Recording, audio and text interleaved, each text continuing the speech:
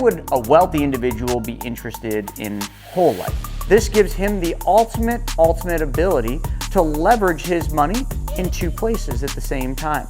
As you can see, the annual premium for the policy right here, year one, put $2.6 million in. Even though if every year he took this money out, that money's still compounding. This is why the wealthy use whole life. Money is a tool, and being rich is not the same as being wealthy. So why do the wealthiest individuals out there use whole life insurance as one of their main tools? Well, we're gonna dive deep into that, but I gotta warn you first. This video isn't for everybody. Let me tell you who this video is not for. People that have a negative mindset. This is not for you. This video is not for people that don't understand the laws of wealth. This video is not for people that aren't willing to learn. This video, I'm sorry, it's not for broke people with broke attitudes.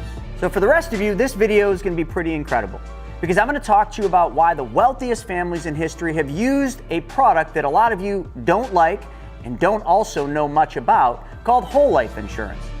What families? Well, the Rockefellers, the Rothschilds, the Morgans, the Stanleys, the Ray Krocs of the world, the Walt Disneys of the world, the Warren Buffetts of today's time, and the current sitting president, just to name a few.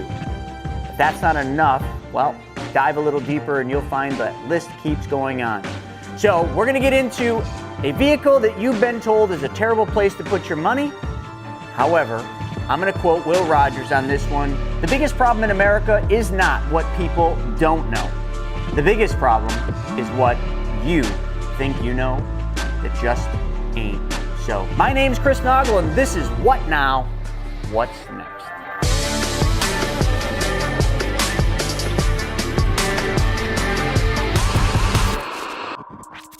If you're one of the people that believe the Dave Ramseys and the Susie Ormans about whole life being one of the worst places you can put your money, well, congratulations, you're just like everybody else. And you're just like I was. You see, I was a financial advisor at a really high level for 16 years. And I was always taught, buy term, invest the difference. And it made sense. I could sell some life insurance, buy term. My clients had the lowest premium. And then I got to manage all of their money if I was good at actually taking over the assets, which is where I made most of my money. And it wasn't for much later in my career when I actually started getting around some really wealthy individuals that I started seeing some misguided truths about what I was taught. You see, the wealthy that I knew and the wealthy that I know today all play a different game.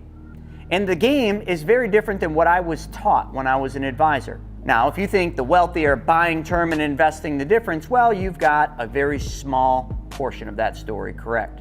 Because the wealthy have to put their money somewhere. And the wealthy don't typically like banks because banks don't pay them hardly anything. The banks also know how to make their money go to work for them, and that wealthy individual knows that as well. So what the wealthiest individuals figured out is a better place to store their money. So let me talk to you about one particular client. I have lots of wealthy clients, but this one I really love.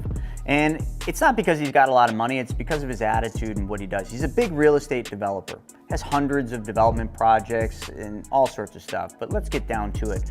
When we got talking to him, we were doing business with him at a different level with Private Money Club, but we really started talking about money and where all of his money sits. And I was actually surprised to hear that he had his money in various different places, but very traditional. A lot was kept in the banks because when he needed to borrow money, he would need to show all that money sitting in the bank. So I said, yeah, but what if there was a better place for you to store your money? And we got into the conversation. We talked about a lot of the fundamental reasons why this might be a better place. And I'm talking about specially designed and engineered whole life. Now, why would a wealthy individual be interested in whole life? Let's hit some of the basics. But number one, they want safety. If they're gonna invest money, they're gonna invest it in themselves, in their businesses, or very calculated through a whole team of people. A lot of these people that we're referring to work with family offices. And therefore, by nature, I've started working with these family offices. And I haven't found a family office out there that doesn't love what we do with the infinite banking concept and these specially designed and engineered whole lives. The other thing you're gonna have to get over when you work with wealthy individuals is their team. You're going to have to meet with their advisors. You're going to have to meet with their consultants. You're going to probably have to meet with their CPAs as well as their attorneys. It's a long process, but it's okay because typically their team is very well aware of the things that that wealthy individual is seeking, like safety, security, definitely liquidity. Especially if, if we're talking about this client, he was seeking liquidity. Him and his wife are the operators of the business, and they always need money for new development projects. And, well, taxes. So when we talk about this, the very first thing that they're usually interested in is the tax treatment. So we'll just call that the tax advantages. And let's talk about some of the tax advantages that come along with whole life insurance. Number one, if it's built properly, it is 100% tax-free. So what do I mean by tax-free? Because that's kind of a word we got to be careful with. Well, I mean that all the money that they put into the account and all the interest and dividends internally that the account grows at, if done properly, are all tax-free. And when I say if done properly, I'm referring to the IRS rules called the MEX 7 pay rule. So we just have to build the policy within the guidelines. So most of the tax structures that they have set up involve trusts. So a lot of times what we'll do is we'll have the trust become the owner of the policy, and therefore we can even get a little bit more advantages when it comes to taxes, but we're not going to go there today. The second thing that they love is all the money grows tax deferred. So over the years, as this money keeps building, it's always building tax deferred. And the best part is there's limited restrictions.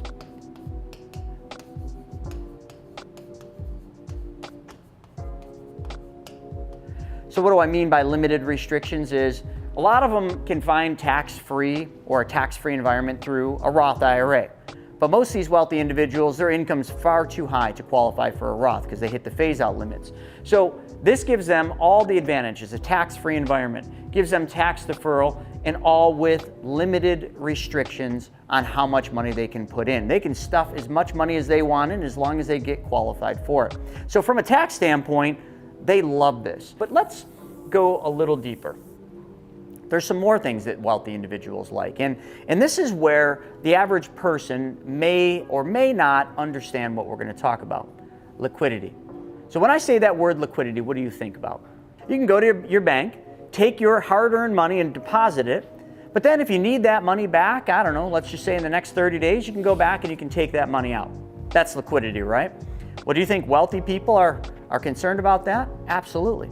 They're finding opportunities all the time, especially this gentleman with real estate. There's an opportunity coming across his desk every single day. So liquidity is incredibly important. But here's the misconception. When you think of liquidity, you don't think of whole life insurance, do you? No, because you've seen whole life. Typically when you put money in to premiums in a whole life, you have no money available year one, no money available year two, and no money available year three. But that would be if we're only talking about standard regular whole life that's sold to you by, well, your brother-in-law or someone like that.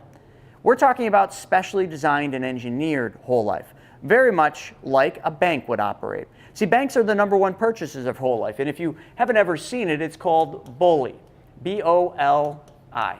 And you guys can look up BOLI on the FDIC.gov website, or just Google BOLI, and you'll find out banks, even the top 5 banks, own more than $75 billion. They use their Tier 1 capital and they put it into whole life. But do you think banks are putting their Tier 1 capital in the same whole life that your brother-in-law is trying to sell you? No. These policies are specially designed and engineered. They're specially designed and engineered to provide liquidity immediately. Matter of fact, BOLI policies, which we've been on the other side of, especially back when I was an advisor, I saw these, but I never understood how the average person could do this. A BOLI policy is designed to have almost all of the cash value available right away. Now, policies that you and I are going to design might not be that rich, but I'll show you the numbers in a second. They're incredibly rich. So when we talk about individual plans, or when we talk about COLI plans, which just stands for company owned, so your business can own it, okay, the bank owns it, but we're not talking about BOLI today. We're really just going into individual uses. And company-owned uses. So let's hit some of the main items. First off, liquidity. So the way we're going to design these policies, we're going to design them backwards, essentially. If you bought a regular whole life, you're buying it for a death benefit. I mean, come on. When you've bought life insurance, what has the advisor or agent said? How much death benefit would you like? And you say, well, I don't know, I was thinking about $1 million. And they say, Okay, your premium is going to be X. what if we started with how much money do you want the ability to put into your specially designed whole life? See, we call these private banking policies. How much money do you want to put into your private bank is what we would typically say. And the client says, well, or this particular client, well, what about $2.6 million? Can I just put all that in up front? Yes. So what we're going to do is we're going to build the policy to hold the amount of money that they want to put in first. So for this client, the liquidity is $2.6 million. Now, do you think that this client wanted to lose liquidity on $2.6 million?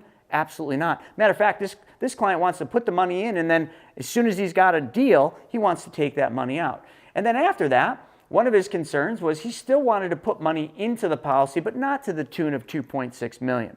Matter of fact, this client just had that money sitting aside for a deal that they were going to be closing on. So that was the 2.6.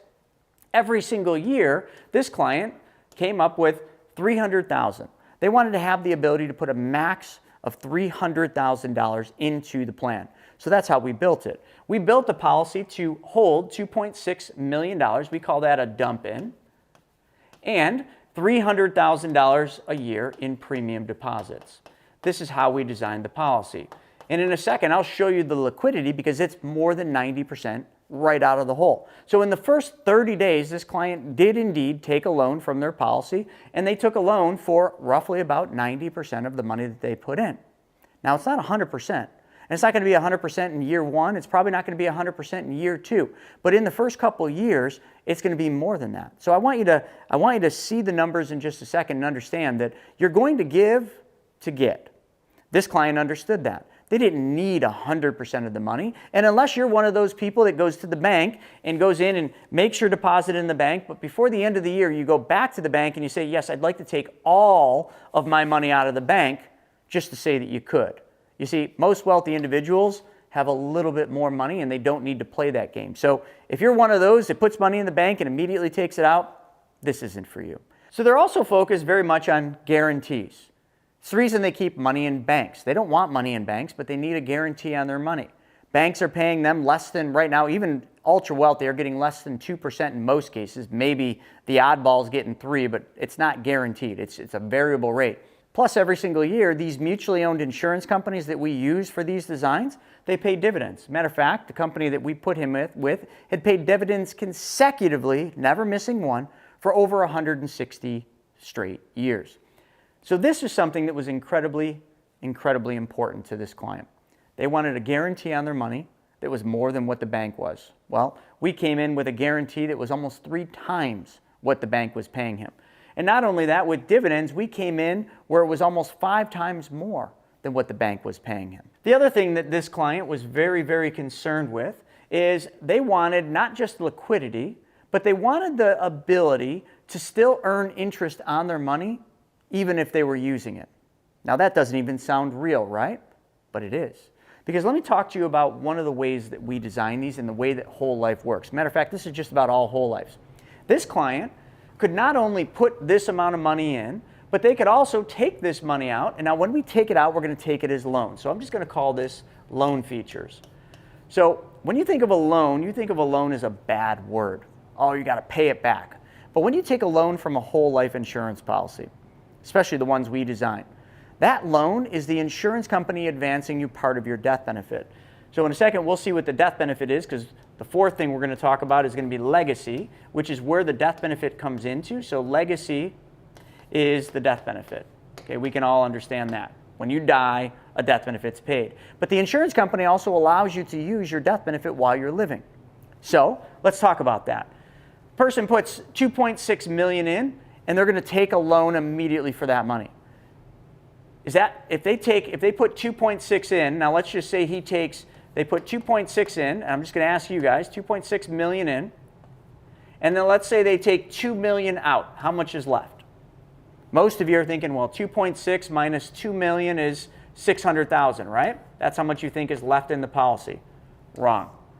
When you take a loan, you're taking your death benefit. So the death benefit is what the insurance company is loaning you. The cash value, this $2.6 million, in this case of a $2 million loan, $2 million of the cash value is going to collateralize the loan the insurance company gave you. But here's the cool part. The loan does not interrupt the interest and dividends that you're earning. So in other words, if he started with 2.6 million, took out a loan for 2 million, you thought there was 600,000, but there's not. There's 2.6 million still earning interest and dividends. Okay? This would be called uninterrupted compound interest. And you know, as far as I know, there is no other guaranteed place where you can put your money, where your money can actually earn uninterrupted compound interest while still using the money. This gives this developer the ability to make money twice, hypothetically. They can make the interest and dividends on the policy, but then they can put the money in their real estate deals and make money a second time. The only thing in the middle that they've got to do is they've got to pay interest on this loan. And this client, the interest was 6% on the loan. But their money was earning with interest and dividends 6%. So if we think about that, their gross return was 6% and they were paying 4% interest. Hypothetically, that would be a 2-point spread, which it's really not because you got to look at the internal rate of return, but still, they're making a positive spread on their money. Now, the other thing too that was very important to this client, he's got young children, he's got a beautiful wife, legacy. Someday, if something happens, he has a car accident, plane crash, something, he wanted to make sure that his family was taken care of, that all of this stuff that he's built in his business doesn't just go away. Now, we already had $40 million, I think that's right, $30 or $40 million in term insurance. But the term insurance all expires in anywhere between 20 and 30 years. This policy, although not set up for death benefit, provided him, if I'm not mistaken, I believe about $40 million. We'll look at the policy in a second. But it provided him a big death benefit that would last for the rest of his life. But that wasn't the intent. The main intention here were these things. I want liquidity of my money. I want a guaranteed interest rate on it, and the dividends are pretty good. I want to be able to use that money anytime I want, immediately in the first 30 days. And if I use that money, it would be really great to still earn a spread or uninterrupted compound interest. Are you catching on where this gets to be really advantageous and really lucrative for wealthy individuals that know how to make their money work for them? Well, they might be wealthy, but you know what? You are going to be wealthy someday too. So why not get a head start and get into this now, even though you don't have that much? That's what I did. My first policy I started way back when was $230 a month. That's right, it was very small. Now I put well into the 6 digits in every single year, but I had to evolve there. This developer client also had to evolve to where he's at. So the client, being a developer, his income swings depending on projects, depending on economic conditions.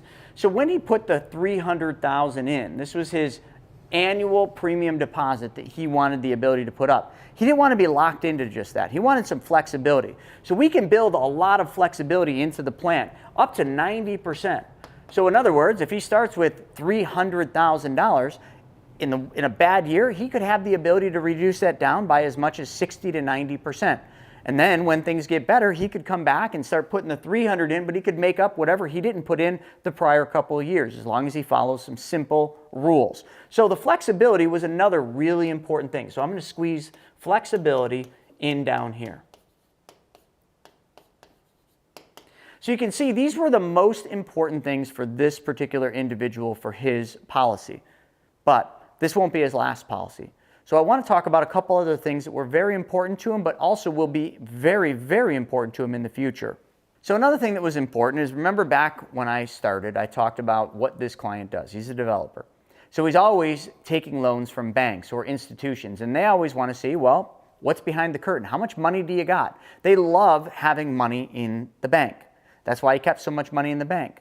But when we showed him how he could use this for business uses, so we're just going to start over here, but we're going to specifically talk about COLI, company-owned life insurance. Now, his first policy is individually owned. So from a personal financial standpoint, this benefits from there, but also from a COLI standpoint, I want to hit that.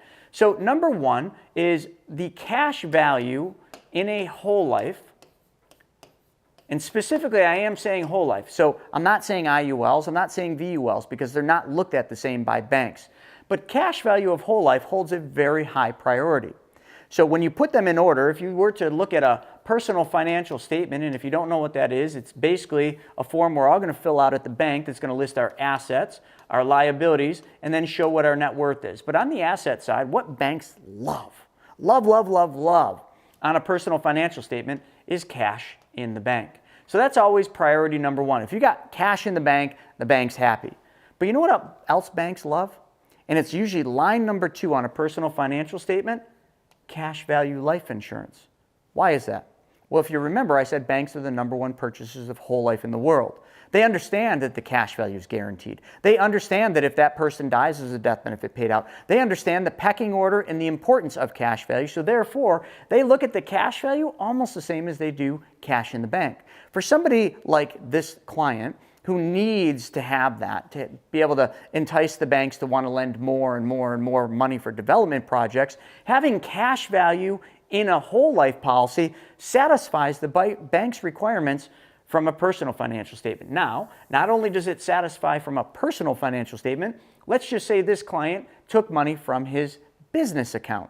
The same idea. Didn't want to keep money in cash in the business account, wanted it actually making interest. I already told you his was 5 times more than what a bank was paying him. So if he just shifted the money, literally just took the money in his corporate account that's sitting in a bank account and then said, all right, here's this specially designed whole life owned by my corporation, and he put the money in there, from a bank standpoint, it's the same darn thing. But now that money's earning 5 times more than what it was making in the bank.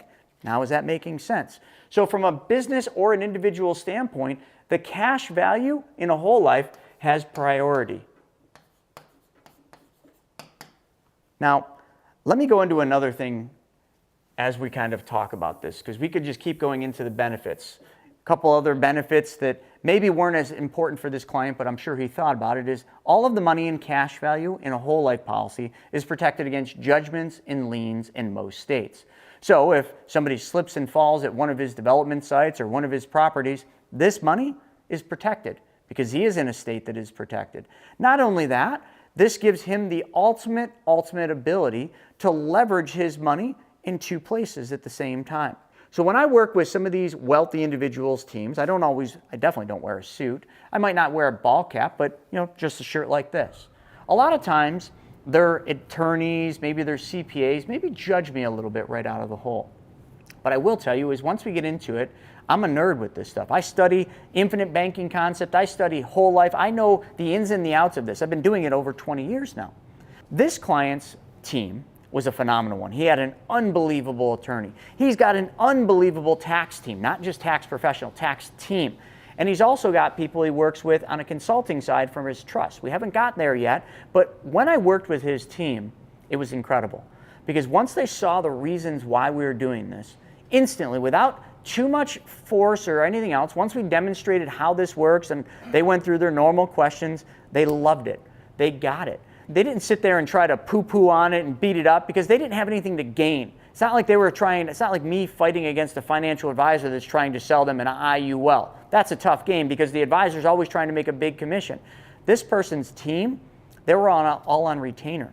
So they didn't care about selling something, they just wanted what was best for this client. So the cool part is when you get into this echelon, this higher level of clients, you're going to work with their teams. And their teams are going to be oftentimes smarter than most.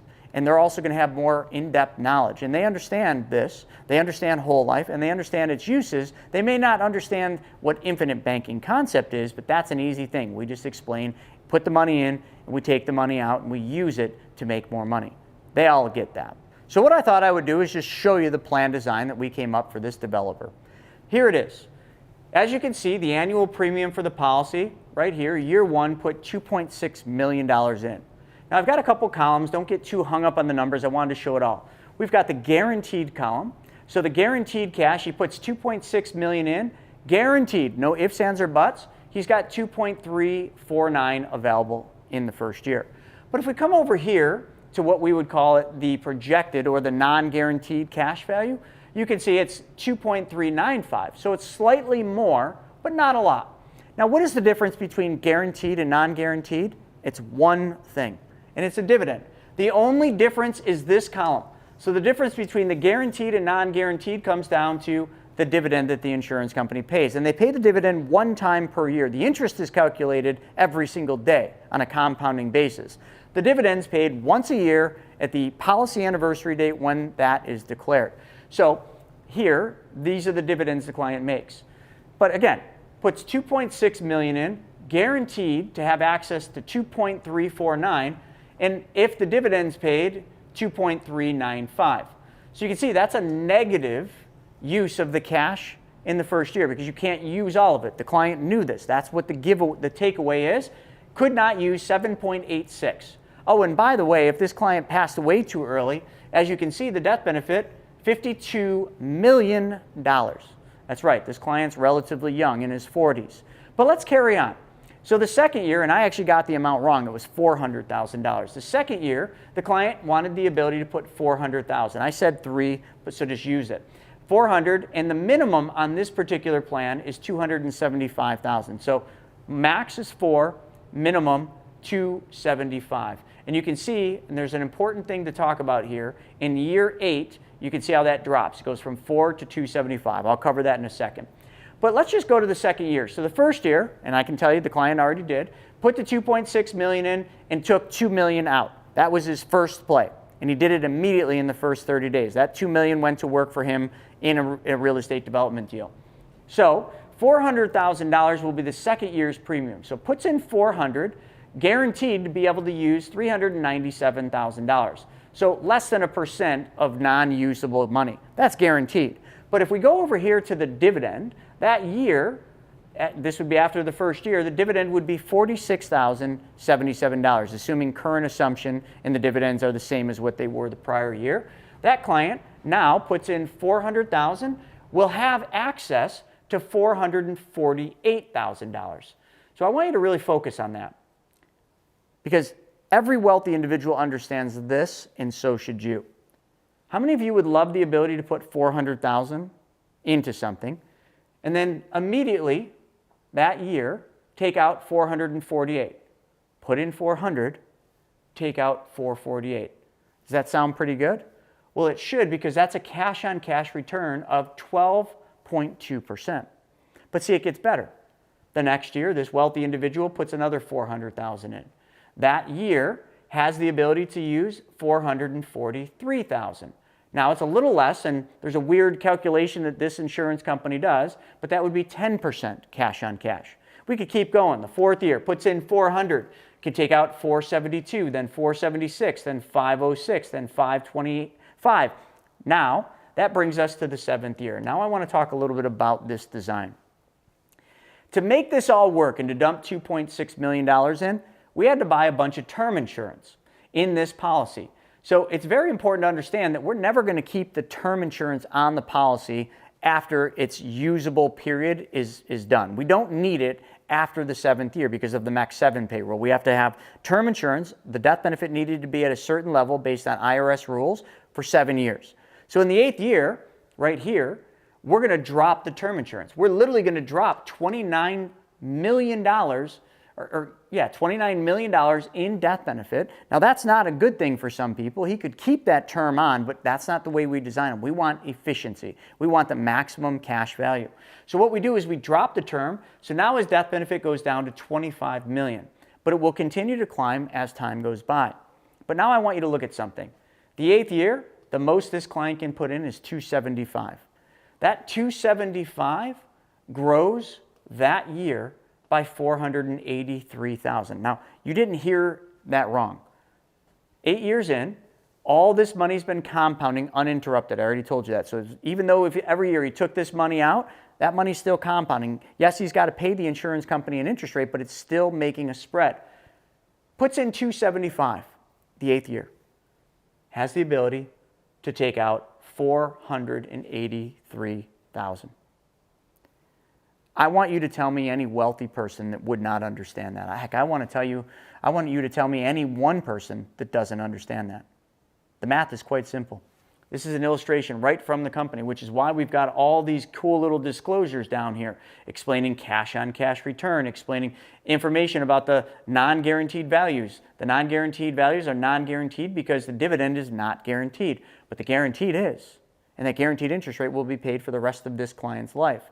If anything ever happens, they have a death benefit paid to his family, and he has access and use and liquidity of this money the entire time. So now I know that this might not be applicable for you. So what I did is I actually came up with another design that I'd like to show you here real quick, because I knew that, maybe this one wouldn't work for you. All right. So I came up with a different design that let's talk about real quick. Now this client's wealthy as well, but this client did not want to put as much money into the policy. Had a little bit less money. So they had a sale of a real estate property, an investment property that they sold, which gave them a couple $100,000. So what this client wanted to do is put $200,000 in up front. This is a different company, just so you know. So I'm showing two different companies so you can understand it's not the company, it's the design. Because that last company was a giant mutually owned insurance company, just like this one is, but they're two separate companies. This client here puts $200,000 in the first year, guaranteed to have access to $179,000, but with dividend has $187,000. Now that's 90+% of the money that he put in the first year. As you can see, only gives up access to 6.48%. But let's go to the second year. This client had a lot less that they wanted to put in each year, $30,000, but they were equally concerned about flexibility, even more so than the other one. $30,000, they have a minimum of $10,000. Okay, so at any time during the first 10 years, they can put in 30 or drop it down to 10.5.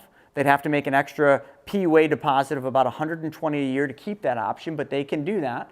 So the second year, they put $30,000 in. They're guaranteed to have 24 of that. But if we add the dividend, that means they're going to have $33,000. So if you come over here, I'm just showing the cash value, and then I'm showing you the projected cash value per year. They put in 30. The second year, they have 33,380 to take out. That's 11.27. Then it goes to 17, then 23, then 31. That is cash on cash return. They put in 30 the third year. They have 35, then 37, then 39, then 41. You get the drift. Down here, the 10th year. This one, the last one we dropped the term in the 8th year. This one we're going to keep it on for 10 years because they want the ability to max fund. So this one you can see we dropped the term insurance here, which also drops the death benefit down. Let me actually minimize just a tiny little bit here. So the death benefit on this one goes from 3.7 million to 1.1 million. That's because we're dropping the term. But look what happens. Because we get rid of those added costs, that term insurance cost, puts in $10,500, has the ability to take out $34,293. Are you getting that? Remember the last one was just as good, but this is smaller. $10,500 goes in the 11th year. Because we got rid of all those costs, $34,000 is the amount that this person will have after dividend. That is a 226.6% cash on cash return. So I could show you policy design after policy design.